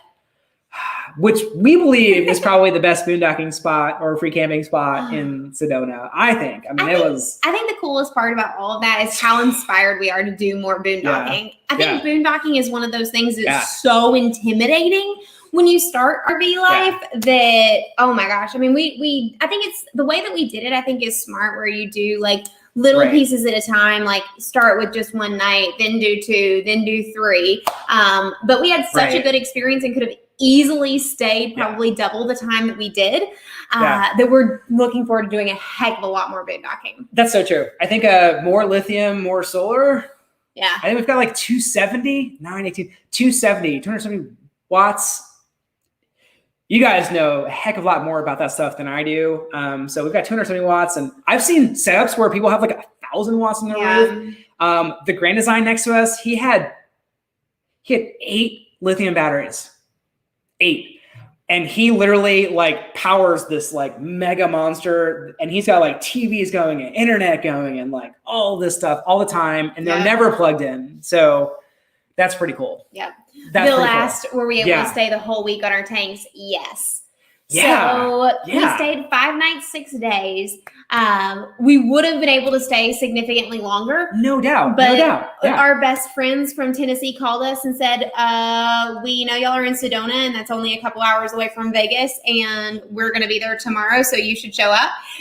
And of course, that's one of the beauties of living in an RV. You have a home on wheels, so we don't get to spend a lot of time with our best friends because we're on the road on a regular basis. So we picked up and moved out, but we definitely could have made it at least 10 days on our tanks. We didn't take a shower every day. We did take our first boondocking shower. We did pretty good though. 2 showers in 5 days, which is, that's good. That's not a bad average. Mountaintop Adventures, 1,900 watts. Like, does that fit on the roof? I bet you love that. That sounds incredible. Wow, 1,900 watts. That is just monster. That's awesome. Man, I bet you can just like run. You can probably run both AC. Can you run both AC units on that? I feel like you only ever need one unless you're in a very, very hot spot. We have 2, but I'm just wondering, like, how much power do you need to power up your AC units? With just solar only. I mean, I'm sure you probably, with that much solar, you probably have lithium batteries as well. Charges the lithium, which we just learned as well. Yeah. He has a 40-foot 30. Okay, so what you're saying is we can't fit that much on top of our Airstream. Mountaintop Adventures. Okay, so like we would have to have like panels on the side. It would just be a. We could get those fold-out panels. Those things are really cool that you put in like in front of your RV on the floor. Why doesn't Elon invent like rollable like panels that just like roll over the outside of the Airstream? Rollable or like. Then it won't look like a classic Airstream anymore, and that'd be sad. Hey, well, I mean that's true, but I feel like rollable, like, that. Guys, it's called a generator if you want air conditioning. Hey. Well, and hence the reason we're getting those soft starts. That is our air conditioning units this weekend. So true. And make sure it's super easy. But then also, Minerva asked, we talked about Alaska. How about doing an RV tour in Mexico? RV tour in Mexico. Maybe. We had a friend. We almost wound up in Mexico. Well, no, you can't. I don't think you can cross the. No, you can't cross the border. We almost wound up in Mexico because of the freeze, but we determined that it was too far and it wasn't really going to be that much warmer from where we were. It would have been like quite a hike. And plus, we're just chicken sauce. No. Daniel is a chicken. Yeah, but he has I to drive the rig, so I think that's the biggest thing. Hey. We've read a lot about traveling down to Mexico, and obviously there are safety concerns, but there are also concerns with the roads. We've heard that it was the roads. Like, I would love for us to RV down like through the Baja coast. Because it looks gorgeous, but what we've also read is it's a lot easier to do that with like either a van or with like a truck topper, and you never know. Would totally, yeah. So maybe like a different type of vehicle. I feel like the Airstream is like a big shiny diamond going on the road, and I am Spanish, but we were talking to some Mexican locals that are like, you want to go over there with your RV, and I was like, I totally get it. So I mean, the same thing can be said about like any place. Yeah. Oh yeah. I mean, like there's a place in Orlando that I wouldn't drive my car down. I totally get that. I guess we're just not proficient enough with our Airbnb. That's all I got. I got no. We're not going to Mexico yet. Yes, a caravan tour to go to Mexico. That sounds fun. Would be cool. Love to do Alaska that way too. We've talked to some people about doing that. Because that would be really fun. Nice. Welcome from Murfreesboro, Adam. That's where I went to college. So obviously, special place in my heart. Let's see. Yes, I do. I can fit in with the Mexican culture. I can fit in with every culture. I'm like multicultural. My mom was born with blonde hair and blue eyes, and she is Irish, which obviously you can tell from my complexion. I look Irish, right? I know. Yeah, blonde hair, blue eyes. I know. And then my dad was just like all Spanish, and Spanish genes just took over. And then you get this, So because of that, a lot of people don't know what I am, which works out well when we're traveling. When we're in Africa, the Moroccans were talking to me in their native tongue, and I didn't understand anything, obviously, but I thought it was cool. So, they didn't do that with me. I don't know why. I know. That's so true. Okay, so Lori Sanders says we need to check out Jared TOCCI. I don't know how you would say that, but that sounds really interesting because he's built out 2 vans and an adventure wagon on his Jeep. Yeah. He sounds like he's way more prepped to do Mexico than us. Our Airstream is a little like, I mean, she's kind of bougie, so, but we totally think it would be really fun to try a lot of different rig types in the long run. I think so too. I mean, we love the Airstream, but it would just be so fun to try other things because it's just a new experience, right? Speaking of the hatchback version with the Airstream, like that's probably the reason that we love that idea so much is like when we're out in campgrounds or boondocking or whatever, one of the coolest things about van life is that those back 2 doors open on the van, and like we see most people open their back 2 doors on the van in the morning and like sit on the back of their bed and drink coffee and like enjoy the view. Yeah. And like even if you're in a normal campground where it's just like we're in Austin, you can see the little longhorn, not little, they're huge, the longhorn in grazing in the fields or whatever it is, that being able to open that back part of your adventure vehicle is amazing. In line with the Airstream, which they're going to be going with the hatch because we were kind of nudging in that direction right now. 100%. We've also seen some really cool buses that have like rooftop like platforms. Those are cool too. Yeah, and they decorate it with like lights up on the rooftop of the bus. I mean, any way you get out there, just get out there because there's so much to see and do and explore that it doesn't really matter how you get out there. Like if you want like a tent on top of your Jeep, like do it. Just get out there because there's so much awesomeness to see out there. Yeah. And the best way to do it is just immerse yourself in just some of the most remote areas, and you will find some of those beautiful places. True. Mountaintop Adventures, thanks for coming to hang out with us. Let's see. 4x4 Sprinter. And we've seen some of the 4x4 build outs where they put like lift kits and all-terrain tires on some of those things as well. That would also be pretty cool. Yeah. And the Sprinters those are a pretty good size as well. And I know Airstream makes Sprinters. Sprinter is just like the size of the only thing about van life that is like the number one turn off to us is the toilet being in the shower. Yeah. So you're here. I don't really. So this is one that we probably need some explaining, right? We need somebody to like pitch us on this idea. Yeah. So explain this to me. You're the same spot you sit in the toilet. You also shower. Like it's in the same little booth there. Is nobody else like insane level grossed out by this? From an efficiency standpoint, I can see how that would be very beneficial. multitasking, right? Mhm. You're like, you're sitting down in the toilet and you're also showering in the morning. You're knocking it all out. Give me a cup of coffee and I'm done, right? But it doesn't seem very sanitary. I don't know. We could be way wrong. Right. Like, well, obviously it works. Thank you, Every Kimberly. single van on the planet is like this, but like we just can't wrap our heads around like taking that level of like maybe like a couple weeks. Like you could just shower and stuff in the campground. That'd be cool. Oh my gosh, so true. And we tried we tried our very first campground shower, and it was awesome. I'm not gonna lie. Like I walked in, it was 35 outside, and it was heated inside. So you walk into like a warm environment. Nice. There's enough hot water to shower for. I call it the shower hour, and that is just like. I mean, I feel like if you're camping, you can serve all the time, right? But once in a while, you got to take your like I don't know. There's like Navy shower, then Hollywood shower, then there's shower hour. Like you got to do a shower hour and just soak it all in, and that's. Well, I mean, there are specific things that we miss about creature comforts, and obviously with us traveling this week. And not staying in our RV, we're getting to like indulge in a lot of those. Obviously shower hour is a thing. Right. Having a dishwasher, although there are some RVs with dishwashers, they're kind of water hogs from what we've heard, kind of like laundry. Having an easy to access dishwasher and laundry are a real thing. I miss my tea kettle. I guess technically I could take it because Daniel has a whole fancy coffee setup now. But it's I'm so enjoying fancy. That already. I have found out that I'm a very efficient cook now from living in the Airstream. I did like all my regular food prep for the week this week. You have to pick up after yourself. Right? Yeah, and like at the end of the time, even though I'm in my dad's big kitchen, like it's totally clean, and I'm like, wow, this is kind of amazing. This is a new good habit that I've gotten from the Airstream. Yeah. But yeah, there are a bunch of creature comforts that you have to just be able to let go of living in an RV. Chris, flip-flops, 100% necessity if using campground showers. Totally agree with you.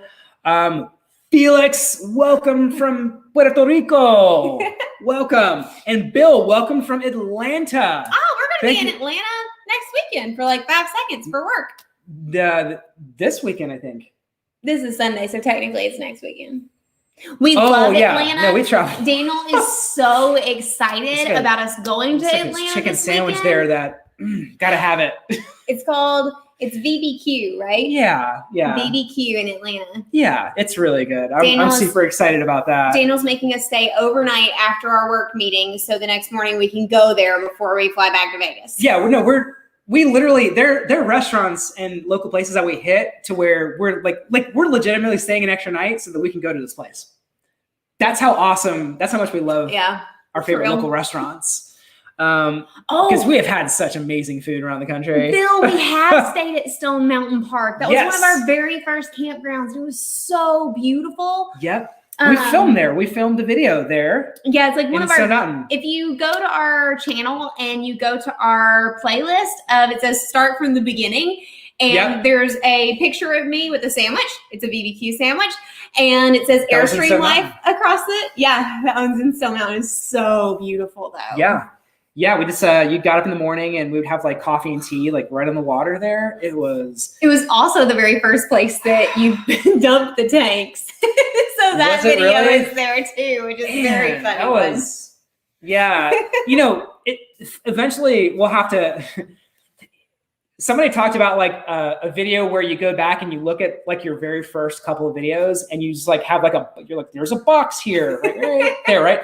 And you just like talk about it like what was that one where they used to review movies and there was like the guy that sat down with like the two robot heads and they would like talk about the movies. You basically laugh at yourself. Right, and you basically very first and we would videos. just like basically laugh at some of our first videos because we were so new to all of this. And while we were still new, like the tanks, I have like mastered that.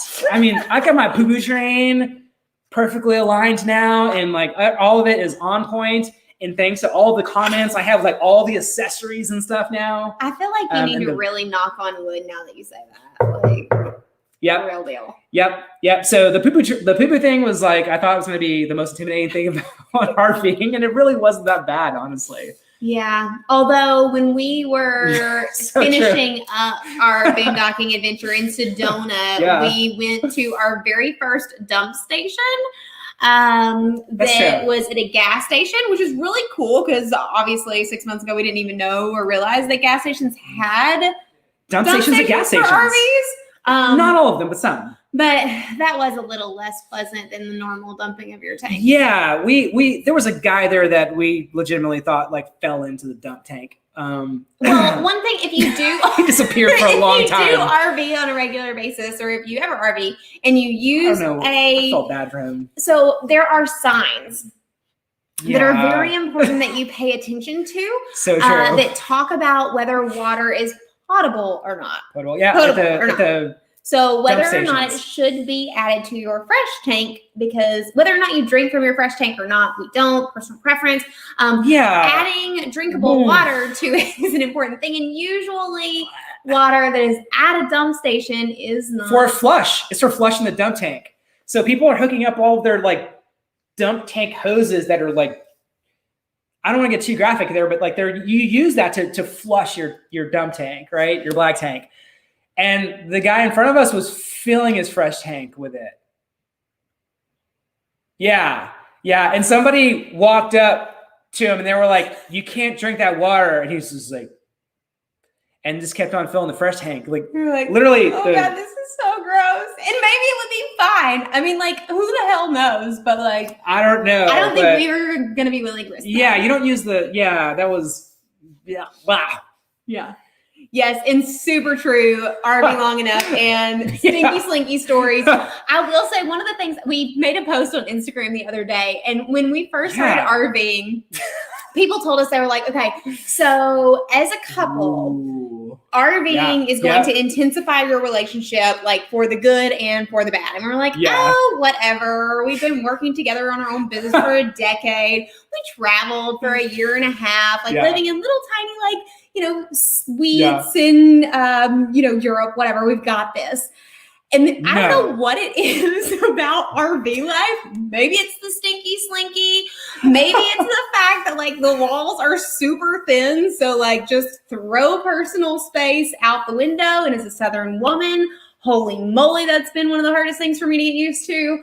But RVing definitely intensifies your relationship. I will say for us, we have loved that, and it's been overwhelmingly positive for a majority of the things. We're keeping it real, right? I mean, if we're keeping it real, my creative brain was thinking about maybe installing some white noise machines in the bathroom, because the bathroom and the bed are close. Well, Southern women, we don't even sweat, like we glisten. So what he is talking about is a topic that I cannot speak to. That's so true. Because it's not real. But in RV life, poopery. Just go to Amazon especially if you're just getting started with the Airstream life. Just go order some poopery. It comes in a variety pack. Find the flavor that works best for you. Maybe it's vanilla, maybe it's lavender, but eventually. It's a real thing. It's horrible. Adam, thank you, Adam. You are awesome. Shout out to Adam. Thank you so much. Adam, have you guys lots of love? Have y'all decided? Oh yes, or do is appropriate too. Adam, have y'all big shout out to Adam? Have y'all started to decide what type of Airstream that y'all are interested in when y'all are hitting the road? I want to know. Give us 411. Oh my gosh. Oh, man. It's funny. Just walk into Cody. We don't know. This is what happens with live chats. You just like pop into a live chat and you never know what you're gonna walk into. Sometimes the conversation is about poop. Well, like a lot of conversations are about poop. It's really, really weird. And when you're talking to like people that you meet in campgrounds, it's totally normal conversation to talk about bathroom talk. It's so weird. So like we definitely don't instigate those conversations because again, back to the Southern thing. But it's something with RV life that you just like, it just is what it is. Yeah, Adam, we genuinely appreciate it. Yeah, it definitely does. Yeah, and the wife picked it out. Well, I mean, that's pretty much always the case. They say that 80% of all consumer purchases are influenced by the female gender.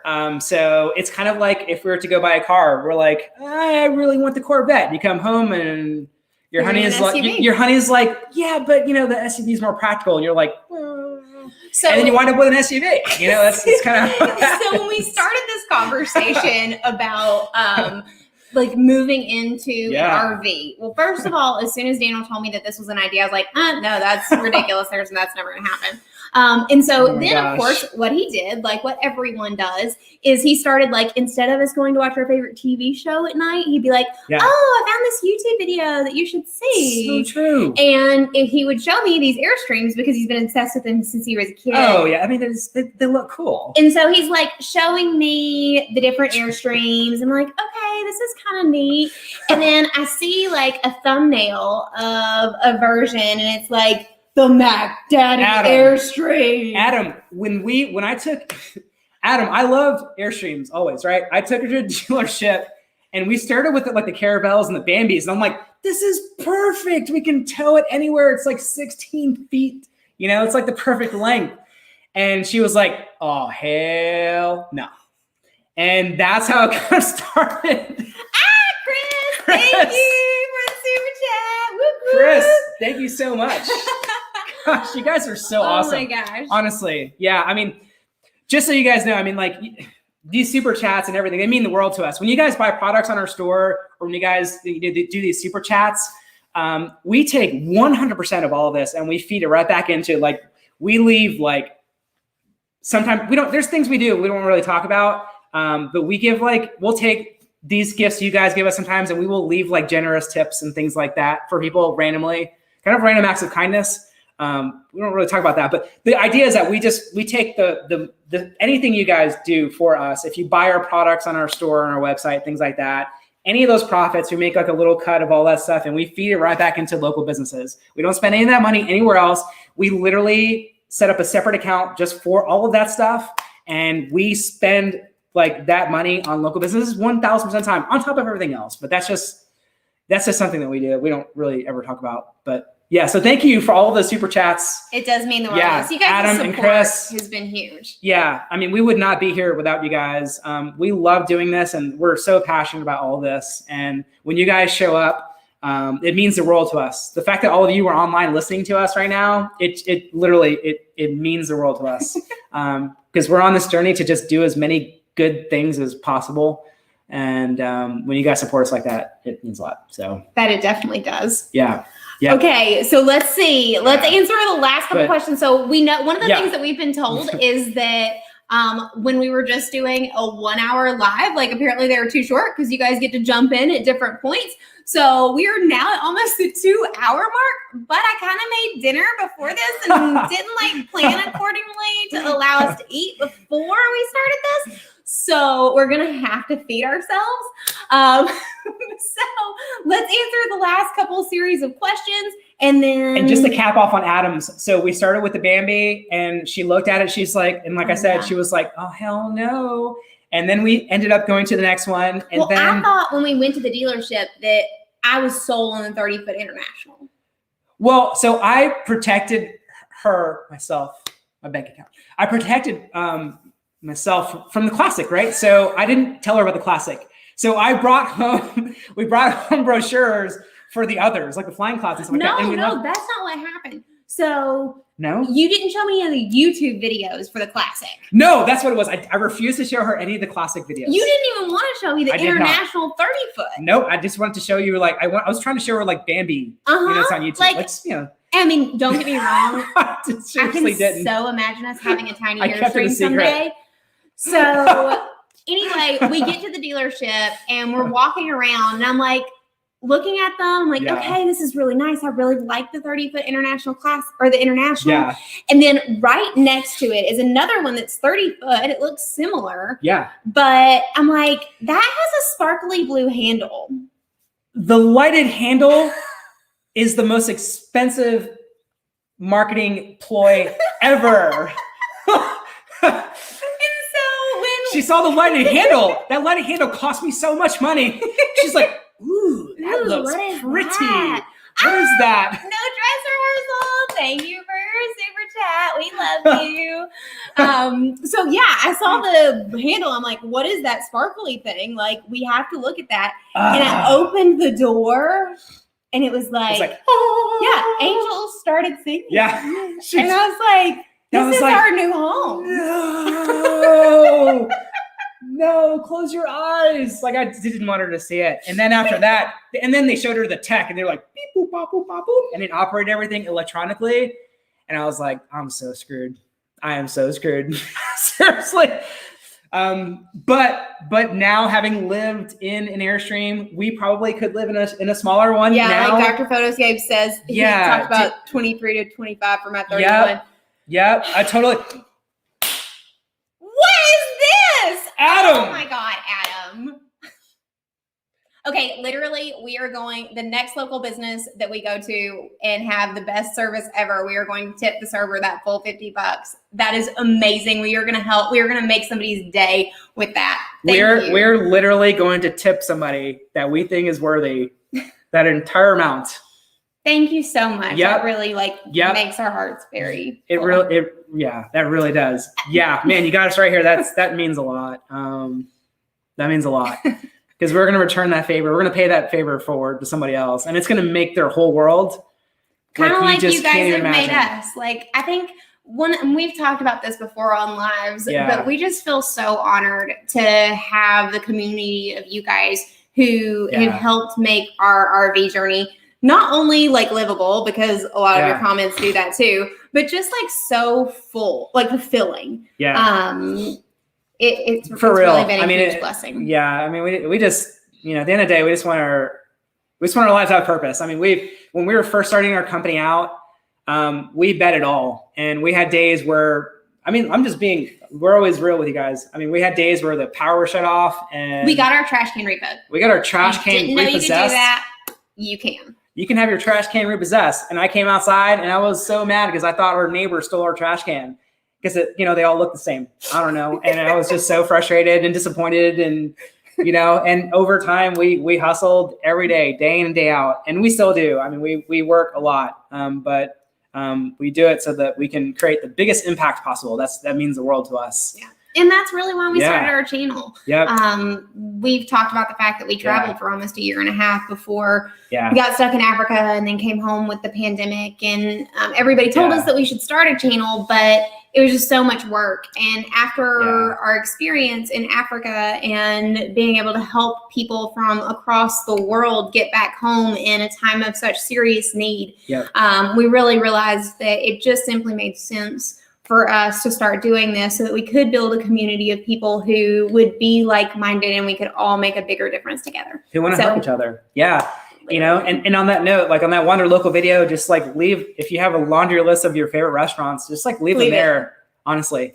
Because we just want to promote as many of your favorite businesses as possible. It means the world to us. It really does. And a lot of the best businesses are just, they're kind of like best kept secrets. We want to make sure that's not the case. We want them to flourish. 100%. We're like rooting for the good guys always. Okay, well, now that you guys have us all the feels, first, thank you guys so much for coming and hanging out with us. Yeah. These are so much fun for us. I hope that you can tell that as we do these. And we hope you all have a fantastic rest of your Sunday evening. We're going to go feed ourselves. We will connect with you guys again. If you haven't connected with us on Instagram, make sure you do that. We're just at Wander Local. That's the easiest way to talk to us one-on-one because those messages are way easier than they are on YouTube. And we check it maybe a little bit more often than Facebook. So make sure you connect with us there, and we can't wait to hang out with you guys on our next live. And to everybody who left a super chat and to everybody who joined us today, thank you from the bottom of our hearts. Y'all are the bestest. Okay, we'll talk soon, guys. Okay. We'll see you soon.